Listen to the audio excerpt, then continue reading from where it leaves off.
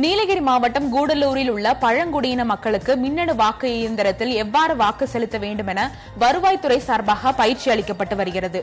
கூடலூர் வட்டாட்சியர் அப்துல் ரஹ்மான் மற்றும் அதிகாரிகள் பழங்குடியின கிராமங்களுக்கு நேரடியாக மின்னணு வாக்கு இயந்திரங்களுடன் சென்று இந்த பயிற்சியை அளித்து வருகின்றனர்.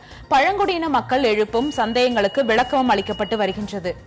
வரும் சட்டப்பேரவை தேர்தலின் போது நீலகிரி மாவட்டத்தில் உள்ள வாக்குச்சாவடிகளுக்கு 3357 அரசு ஊழியர்கள் பணியமர்த்தப்பட உள்ளதாக மாவட்ட தேர்தல் அலுவலரும் ஆட்சியருமான பி. சங்கர் தெரிவித்தார்.